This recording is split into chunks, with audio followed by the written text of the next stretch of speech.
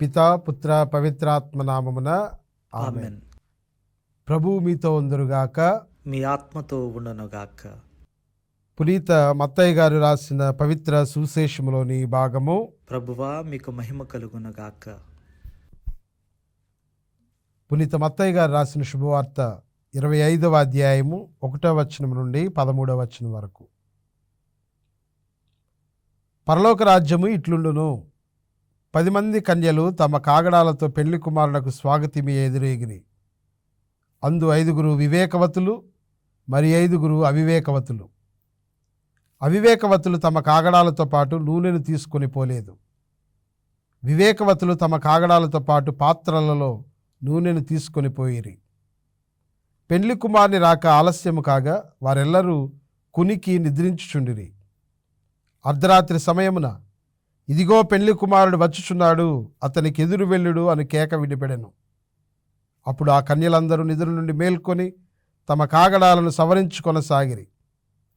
అవివేకవతులు వివేకవతులతో, మా కాగడాలు కొడిగట్టుచున్నవి, మీ నూనెలో కొంత మాకీయుడు అని కోరిరి. అందుకు ఆ వివేకవతులు, మాకు మీకు ఇది చాలదు, అంగడికి వెళ్ళి కొని తెచ్చుకొనుడు అనిరి. వారు కొనుటకు పోయిరి. ఇంతలో పెండ్లి కుమారుడు రానే వచ్చెను. సిద్ధముగానున్నవారు అతని వెంట వివాహ మహోత్సవమునకు వెళ్ళిరి. ఆపై తలుపులు మూయబడెను.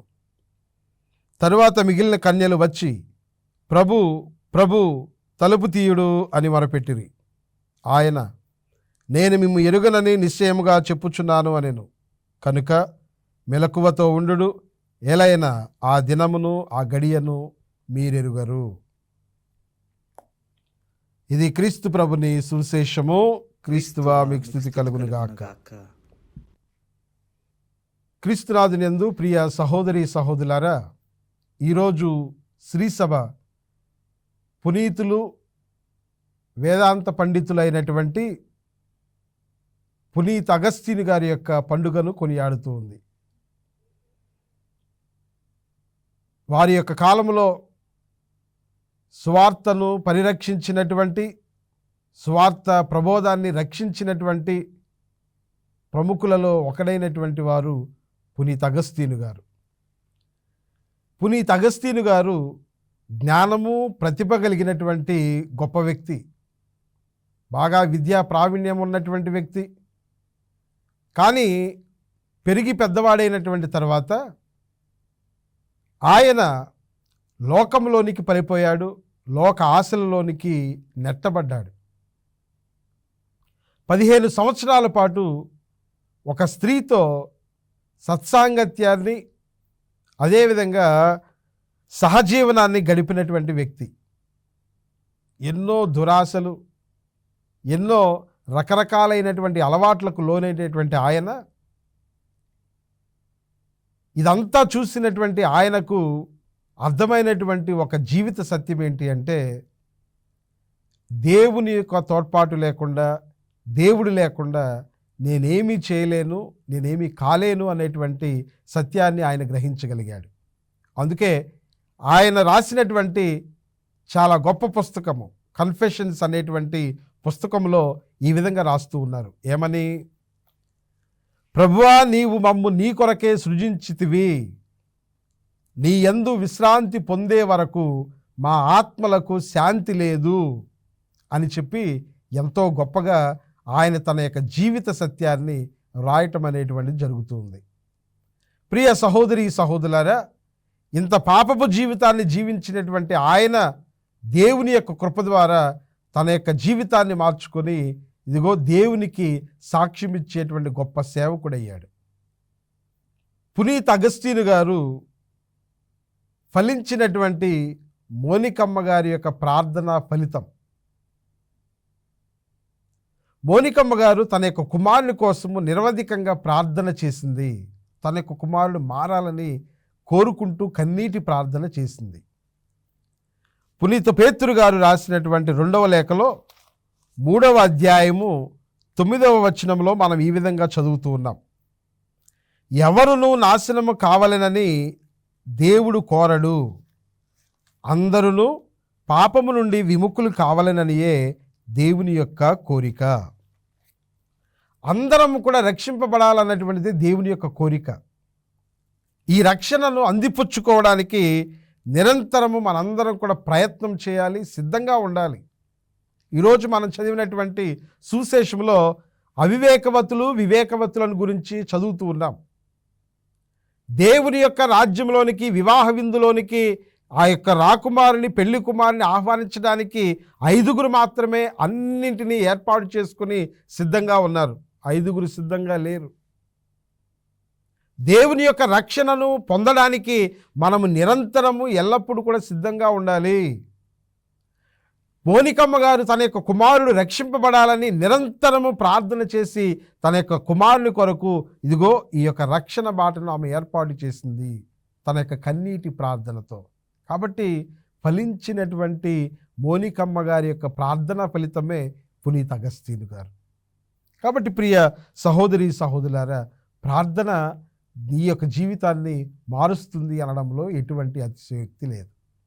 మోనికమ్మ గారి యొక్క ప్రార్థన అగస్తీను గారిని పుణ్యాత్ముని చేసింది. ఇక రెండవదిగా ప్రియ సహోదరులారా, దేవుని యొక్క కృపను పునీత అగస్తీను గారు అందిపుచ్చుకున్నటువంటి విధానం. మళ్ళీ మళ్ళీ తన యొక్క పాత జీవితానికి తిరిగి వెళ్ళాలని పునీత అగస్తీను గారు తలంచినా కానీ దేవుని యొక్క కృప తనను అలా గట్టిగా బంధించి ఉంచింది. మనము రోమీలోకి రాయబడినటువంటి లేఖలో 13వ అధ్యాయము 14వ వచనంలో చదువుతూ ఉన్నాం. ప్రభు అయిన యేసుక్రీస్తును ధరించి మీ శరీర ఇచ్చలను తృప్తిపరచుటలో మీరు శ్రద్ధను చూపుట మానివేయుడు. ప్రతి ఒక్కరికి ఇటువంటి కోరిక, బలమైనటువంటి కోరిక ఉండాలి. నేను ఈ లోక ఆశలను నా యొక్క జీవితంలో అనుసరించడం ద్వారా నా యొక్క శరీరేచ్ఛలను తృప్తిపరచుకోవటమే కానీ దేవునికి నేను దూరం అవుతున్నాననేటువంటి స్పృహ ప్రతి ఒక్క విశ్వాసిలోనూ ఉండాలి. అగస్తీను గారు దేవుని యొక్క కృపను పొందిన తర్వాత ఇదిగో ఈ లోకము నన్ను సంతృప్తి పరచదు, ఈ లోకము ద్వారా నేను నిజమైనటువంటి ఆనందాన్ని, సంతోషాన్ని అనుభవించలేను, ఈ లోక వ్యామోహములు నన్ను దేవునికి దూరం చేరుస్తాయే తప్ప దగ్గరకు చేర్చలేవు అని బలంగా నమ్మాడు. కాబట్టి వాటన్నిటిని కూడా వదిలిపెట్టగలిగాడు. వాటన్నిటికి కూడా దేవుని యొక్క కృపతో దూరంగా వెళ్ళగలిగాడు, దేవునికి దగ్గరయ్యాడు. ప్రియ సహోదరులారా, యోహాను సువార్తలో 15వ అధ్యాయం 5వ వచనంలో మనం చదువుతూ ఉన్నాం. దేవుని యొక్క కృప లేకపోతే, దేవుడు లేకపోతే మనం ఏమీ కూడా సాధించలేము, ఏమీ కూడా చేయలేము అని. ఇదిగో దేవుని కృపతో సహకరిస్తే ఏదైనా సాధ్యమవుతుంది. పునీత పౌలు గారు దేవుని యొక్క కృపతో తన యొక్క జీవితాన్ని అంకితం చేశాడు. కాబట్టి ఇదిగో ఒక పునీతునిగా ప్రజలందరకు, యూదులకు, అన్యులకు సువార్తను ప్రకటించి ప్రజలను దేవుని వైపు నడిపించేటువంటి గొప్ప మహద్భాగ్యాన్ని ఆయన పొందగలిగాడు. దేవుని యొక్క కృప తనలో పరిపూర్ణంగా తాను నిలుపుకోగలిగాడు. పునీత అగస్తీను గారు కూడా ఇదే దేవుని యొక్క కృపను తనలో పరిపూర్ణంగా నిలుపుకోగలిగినటువంటి విశ్వాసాన్ని తనలో మనం చూస్తూ ఉన్నాం. కొరింథీలకు రాయబడినటువంటి 2వ లేఖలో 5వ అధ్యాయము 17వ వచనంలో మనం చదువుతున్నాం కదా, ఎవరైనా క్రీస్తునందున్న ఎడల అతడు నూతన సృష్టి. అగస్తీను గారు క్రీస్తులో భాగమయ్యాడు. క్రీస్తు యొక్క సువార్తలో ఆయన భాగమయ్యాడు. క్రీస్తు యొక్క సువార్తను ప్రకటించడంలో తనను తాను ఇదిగో ఒక భాగంగా చేసుకున్నాడు. కాబట్టి ఆయన పాత జీవితం నుండి ఒక నూతనమైనటువంటి వ్యక్తిగా తాను మారగలిగాడు. ఒక నూతనమైనటువంటి సృష్టిగా పునీత అగస్తీను గారు మారగలిగాడు. ప్రియ సహోదరులారా, క్రీస్తును అనుసరించడం ద్వారా, క్రీస్తు యొక్క వ్యక్తిత్వాన్ని మన జీవితంలోనికి ఆపాదించుకోవటం ద్వారా, క్రీస్తు యొక్క తత్వాన్ని మనం ధరించడం ద్వారా మనం కూడా ఒక నూతనమైనటువంటి వ్యక్తిగా మారగలుగుతామనేటువంటి విషయాన్ని మనందరం కూడా జ్ఞాపకం చేసుకుందాం. మారాలనేటువంటి ఆశ, ఇదిగో ఈ లోక వ్యామోహములకు దూరంగా ఉండాలనేటువంటి బలమైనటువంటి కోరిక నీలో ఉంటే నువ్వు క్రీస్తుని ధరించగలుగుతావు. నీవు క్రీస్తుని ధరిస్తే ఒక నూతనమైనటువంటి సృష్టిగా నువ్వు మారగలుగుతావు. ప్రియ సహోదరి సహోదరుడా, రోమీలకు రాయబడినటువంటి లేఖలో 5వ అధ్యాయము 20వ వచనంలో పునీత పౌలు గారు ఒక చక్కని మాట చెప్తారు. పాపము ఎచ్చట పెరిగెనో అచ్చట దేవుని కృపావరములు అంతకంటే అధికమయ్యను అని. నువ్వు బలహీనుడిగా ఉన్నావని, పాపము నిన్ను కబళించడానికి చూస్తుందని, సాతాను నిన్ను నాశనం చేయడానికి చూస్తుంది అని నువ్వు భయపడాల్సిన అవసరం లేదు. ఎందుకంటే ఇదిగో పాపము నీ చుట్టూ పేరుకొని పోయినప్పుడు, బలహీనతలు నిన్ను చుట్టుముట్టినప్పుడు, ఇదిగో నిన్ను సాతాను బంధించాలని, నాశనం చేయాలని చూస్తూ ఉన్నప్పుడు దేవుని యొక్క కృప అంతకన్నా ఎక్కువగా నీకు అనుగ్రహించబడుతుందని నువ్వు జ్ఞాపకం చేసుకో. ఎందుకంటే నీ దేవుడు నువ్వు రక్షించబడాలని కోరుతూ ఉన్నాడు, కానీ నువ్వు నాశనం చెందాలని నీ దేవుడు ఎప్పుడు కూడా నిన్ను కోరుకోవటం లేదు. కాబట్టి నువ్వు బలహీనుడుగా ఉన్నప్పుడే, నువ్వు పాపము చుట్టుముట్టి ఉన్నప్పుడే, నీ చుట్టూ ఈ సాతాను యొక్క కోరలు ఉన్నప్పుడే నీకు దేవుని యొక్క అనుగ్రహము ఇంకా ఎక్కువగా అనుగ్రహించబడుతుంది ప్రియ సహోదరి సహోదరులారా. కాబట్టి ప్రభుని యొక్క కృపను మనం పొందడానికి ప్రయత్నం చేయాలి. క్రీస్తుని మన యొక్క తత్వంగా ధరించడానికి ప్రయత్నం చేయాలి. ఒక నూతన సృష్టిగా మారడానికి మనందరం కూడా ప్రయత్నం చేసినప్పుడు దేవుని యొక్క కృప మనకు అంతకంతగా అనుగ్రహించబడుతుంది. క్రీస్తు ప్రభువుకు సేవకునిగా పునీత అగస్తీను గారు మారగలిగాడు, విశ్వాసాన్ని పరిరక్షించగలిగాడు, పేదలను ఆదుకున్నాడు. అదేవిధంగా ప్రభువుని తన యొక్క జీవితం ద్వారా ఇతరులకు అందించగలిగాడు. నిజమైనటువంటి మార్పును పునీత అగస్తీను గారు కనపరచగలిగాడు. ప్రియ సహోదరి సహోదరులారా, తన యొక్క జీవితం ఏ విధంగా మారిందో తెలుసా?